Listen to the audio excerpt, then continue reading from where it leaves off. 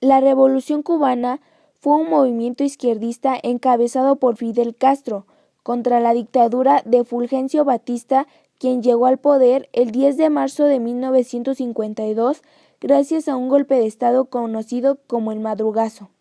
Causas: el régimen autoritario y dictatorial de Fulgencio Batista, la conflictividad socioeconómica, la dependencia económica del exterior y sobre todo de Estados Unidos, la tradición de corrupción, mala administración, irresponsabilidad fiscal y la falta de sensibilidad ante los problemas sociales habían empezado durante el régimen de José Miguel Gómez, y toda esta conflictividad se agudizó durante el régimen de Batista. Los lazos entre el régimen de Batista y los intereses económicos norteamericanos eran muy fuertes. La Habana era lugar de diversión para los norteamericanos. En 1958 había en Cuba más prostitutas registradas que obreros mineros y 1,5 millones de cubanos sufría el desempleo total o parcial. En 1958 la mortalidad infantil se situaba en los 60 niños por cada 1,000 nacidos vivos. El analfabetismo era superior al 30% y la falta de viviendas asolaba a los habitantes de las ciudades. En el campo, los terratenientes explotaban despóticamente a una masa gigantesca de campesinos despojados y peones rurales. Las primeras confrontaciones vendrán de los estudiantes y la juventud pequeño-burguesa. Apoyándose en este sector, el entonces dirigente del Partido Ortodoxo, Fidel Castro, intentará provocar una insurrección asaltando el cuartel Moncada, el 26 de julio de 1953.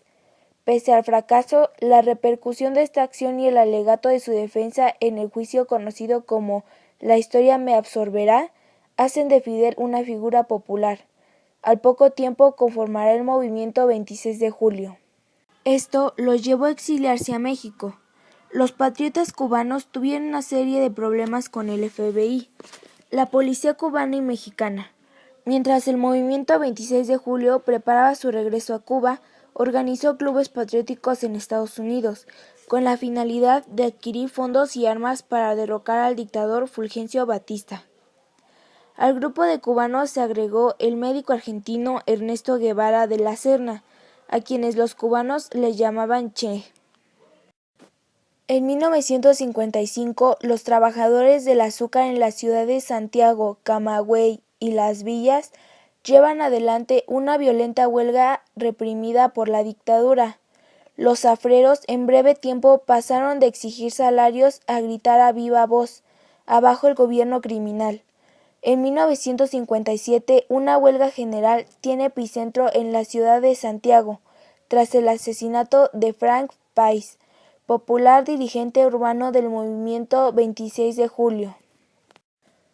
Luego de derrotar el cerco militar sobre la Sierra Maestra a fines de 1958, las columnas del ejército rebelde, dirigidas por Che Guevara y Camilo Cienfuegos, propinan una fuerte derrota al ejército batistiano en el combate de Santa Clara, lo que acelera su descomposición.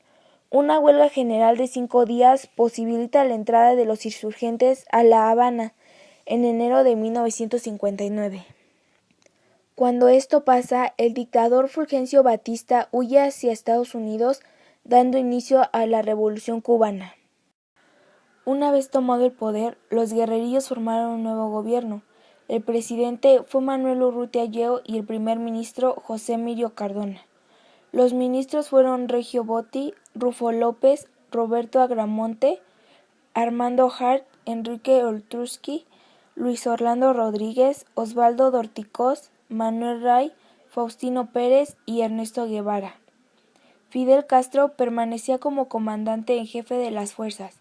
Se trataba de un gobierno moderado en el que coexistían diversas tendencias. El 17 de mayo de 1959, Fidel Castro firmó la prometida Ley de Reforma Agraria en la propia Sierra Maestra.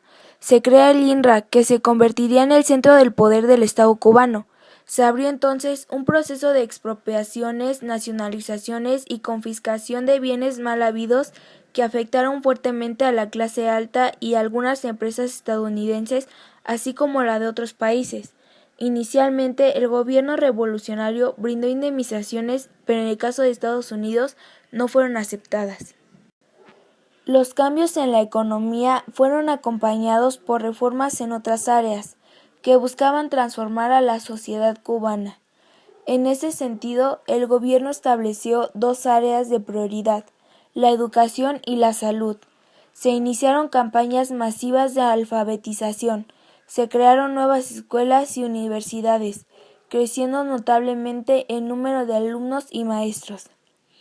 En cuanto a la salud, se implementó una red sanitaria para garantizar en forma gratuita la asistencia a toda la población. Se crearon nuevos hospitales y clínicas, así como también institutos de investigaciones médicas. Una nueva ley de alquileres redujo su valor en un 50%. Se otorgaron créditos a largo plazo para que los inquilinos pudieran comprar sus casas. Se estableció la gratuidad de todos los servicios y el establecimiento de una ración de alimentos y vestimenta para cada uno de los cubanos.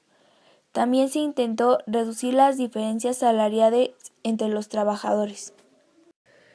La presión de Estados Unidos, que apoyó en 1961 un frustrado intento de invasión de la isla, llevó a Castro a radicalizar sus posturas y a solicitar ayuda de la URSS, y aunque el desenlace de la llamada crisis de los misiles aseguró la pervivencia de la revolución, socavó también su independencia, dejando al país alineado en la órbita soviética.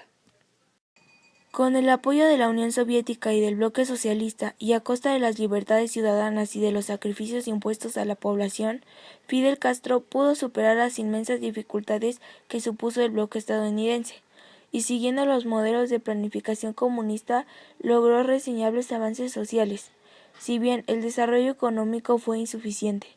Tras la caída del muro de Berlín en 1989, la subsidiada economía de la isla padeció una gravísima crisis.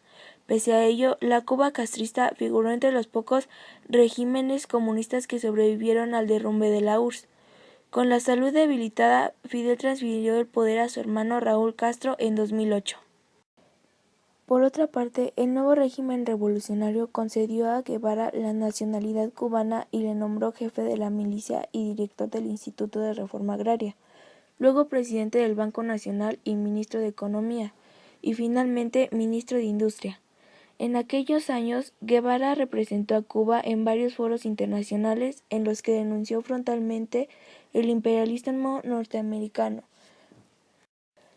En la tarea de la construcción en Cuba de una nueva sociedad y especialmente en el campo de la economía, el Che Guevara fue uno de los más incansables colaboradores de Fidel Castro. En la polémica económica que tuvo lugar en los inicios del nuevo régimen, se decantó por una interpretación original, creativa y no burocrática ni institucionalizada de los principios marxistas, buscando un camino para la independencia real de Cuba. Se esforzó por la industrialización del país, ligándolo a la ayuda de la Unión Soviética. Una vez fracasado el intento de invasión de la isla por Estados Unidos, y clarificando el carácter socialista de la Revolución cubana. Su inquietud de revolucionario profesional, sin embargo, le hizo abandonar Cuba en secreto en 1965 y marchar al Congo, donde luchó en apoyo del movimiento revolucionario en marcha, convencido de que solo la acción insurreccional armada era eficaz contra el imperialismo. El 9 de octubre de 1967 falleció a los 39 años de edad. La causa de su muerte es herida por arma de fuego en el combate de Quebrada del Churo, Bolivia.